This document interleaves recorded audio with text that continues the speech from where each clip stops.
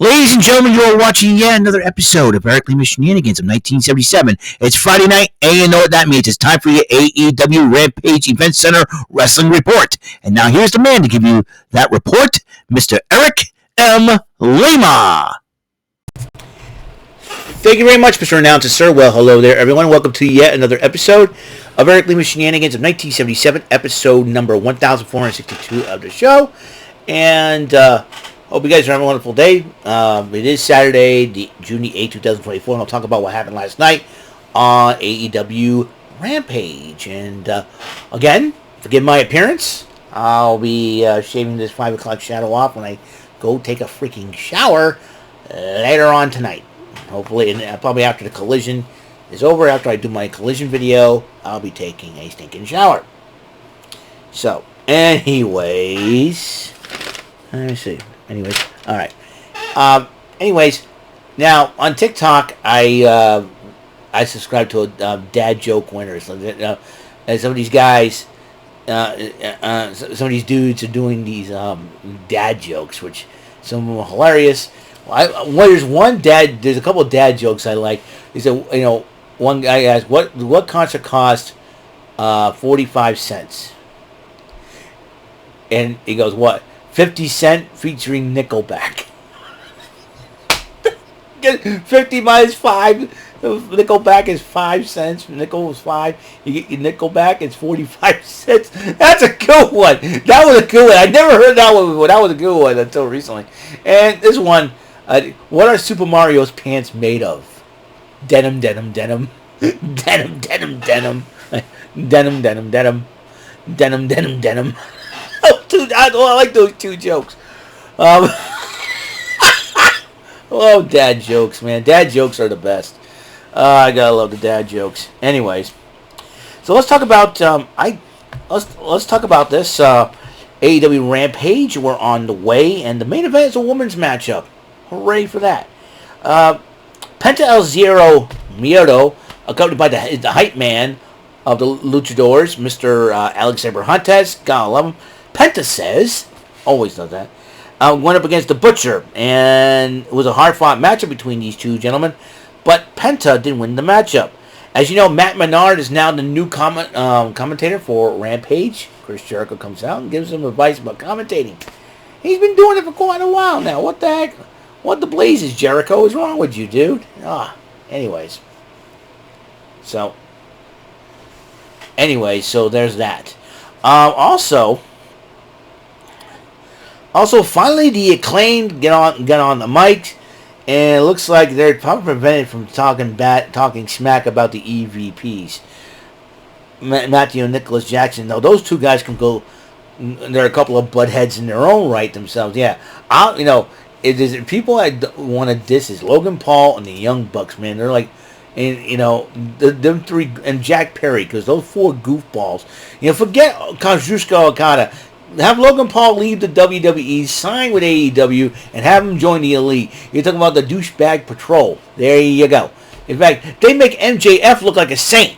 And let me tell you, and that's not saying much either. You know what I mean? And I like MJF. He's pretty cool. Anyways, and they make those four guys are such show. Forget Okada. Kick him out of the Elite. He doesn't belong there, man. He belongs wrestling and being the Rainmaker, being the cool dude that he is. He's a lot cooler than the Three Stooges and the other Three Stooges. Have Logan Paul leave the WWE, drop the United States title to Logan Paul, leave the WWE, go to AEW, have him join the Young Bucks and Jack Perry. There's your douchebag version of the Four Horsemen right there. And you know what? I like to see Flair smack them all around. Anyways, they wrap it to the ring as they face a team that looks like a couple of cavemen. They look like the Gates of Agony on Wish.com. And that's what I'm talking about. Hunter Gray and Parviz. And the Acclaim did win the matchup. Looks like the Acclaim may be challenging for those AEW World Tag Team titles again, maybe? We'll see what happens. Meanwhile, Shane Taylor Promotions decided to address one of the greatest team trios, Top Flight and Action Andretti. When that match is going to happen, it's going to be insane. Probably tonight on Collision Wrestle Sharp. Meanwhile, speaking of the Gates of Agony, they placed Private Party in a matchup. The Gates of Agony were dominant in that matchup.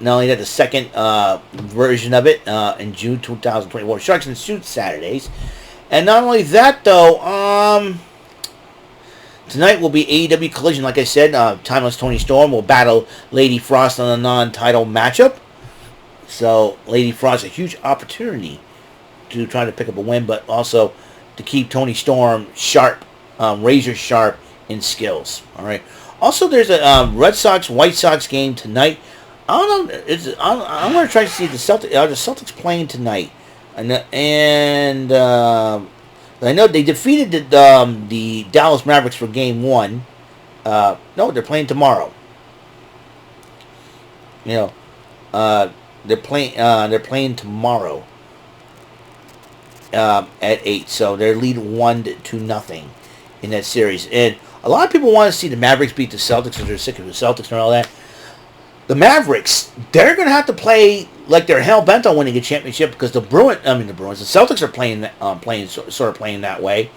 And after getting close to winning a championship, but did not end up getting it done in 2022 because of the very powerful Golden State Warriors. This is a different Celtics team, so I wouldn't underestimate the Celtics team. But I'm not going to underestimate the Dallas Mavericks. They made it the hard way. They won on the roads, and I think in order for them to beat the Celtics, they're going to take more than this Kyrie Irving and Luka Doncic to get it done. So so Denver's going to have Dallas is going to have a whole lot of work to do. So people want to see this matchup, Boston and Dallas. I mean, I wouldn't mind seeing the Mavericks because the storyline with Kyrie Irving used to be a Celtic for quite a while. So we shall see how this develops. So that's it. That's all the time. Up next, another Sharks and Suits Saturday. Played some Card Sharks Money cards. So until the next episode comes rolling around, Mr. Announcer, please take us home. That is all for today's episode. This is your announcer speaking for Eric Lima Shenanigans of 1977. A Big Beefy E, doing for Bob Saget Productions, and in association with a Raven Bofa Telepictures and Distribution. Thank you for watching today's episode. Tune in next time for another episode of Eric Lima Shenanigans of 1977. Goodbye for now.